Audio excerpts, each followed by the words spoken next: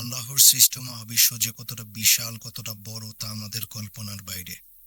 কিন্তু কখনো কি মনে প্রশ্ন জেগেছে, কিভাবে সৃষ্টি হলো এই মহাবিশ্ব? আল্লাহ কি মহাবিশ্বের সৃষ্টি নিয়ে কোনো কিছু জানিয়েছেন? মহাবিশ্বের জন্ম নিয়ে বহু মতবাদ রয়েছে, কিন্তু সবচেয়ে গ্রহণযোগ্য ও জনপ্রিয় মতবাদ হচ্ছে বিগ ব্যাং থিওরি।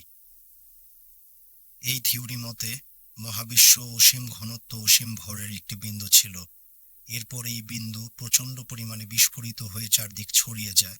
সে সময় মহাবিশ্বে কোনো গ্রহ বা নক্ষত্র ছিল না। যা ছিল তা হচ্ছে পিওর এনার্জি।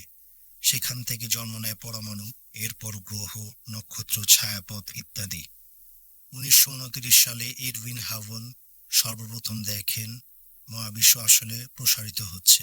এর আগে ধারণা করা হতো মহাবিশ্ব স্থির। এডউইন হাবল টেলিস্কোপ আবিষ্কার করে দেখতে পান যে নক্ষত্র, গ্যালাক্সি ইত্যাদি একসাথে একে অপর থেকে দূরে সরে যাচ্ছে, আর তাকেই বলা হয় এই তত্ত্বের আবিষ্কারক।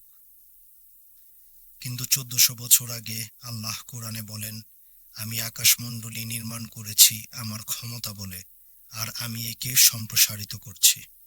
অর্থাৎ এডউইন হাবলের আবিষ্কারেরও প্রায় 1300 বছর আগে আল্লাহ কোরআনে স্পষ্টভাবে বলে দেন মহাবিশ্ব সম্প্রসারিত হচ্ছে।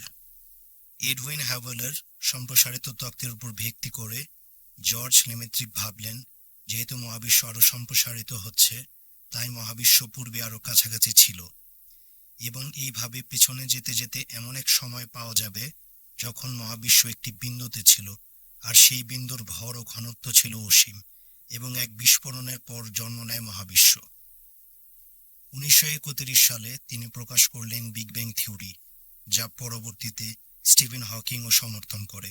তবে কোরআনে আল্লাহ বলেন, অবিশ্বাসীরা কি দেখে না যে আকাশ ও জমিন একসঙ্গে মিশেছিল, এবং আমি তাদের উন্মুক্ত করে দিই ও সবকিছু সৃষ্টি করি পানি থেকে, তবুও কি তারা ঈমান আনবে না? আল্লাহ বলেছেন, আকাশ ও জমিন একসাথে সংযুক্ত ছিল এবং পরে তা উন্মুক্ত করা হয়, ঠিক যেমনটা বলা হচ্ছে বিগ ব্যাং থিওরিতে। যার অর্থ হচ্ছে জর্জ লেমেত্রিক থিওরিরও 1300 বছর আগে আল্লাহ কোরআনে জানিয়ে রেখেছেন বিগ ব্যাং এর কথা। আর এই সব ঘটনা, এই সব প্রমাণ একজন ঈমানদারের ঈমানকে আরো দৃঢ় করে, আর যারা পথভ্রষ্ট তাদের পথ দেখায়।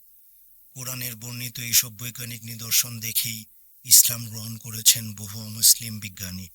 আর আল্লাহ কোরআনে ঘোষণা দিয়েছেন যে তিনি মানুষকে নিদর্শন দেখাবেন যতক্ষণ না পর্যন্ত প্রমাণিত হয় কোরআন সত্য।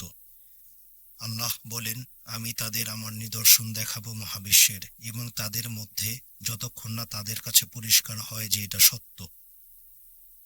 ভিডিওটি ভালো লাগলে অবশ্যই লাইক করবেন, সাবস্ক্রাইব করবেন। ধন্যবাদ।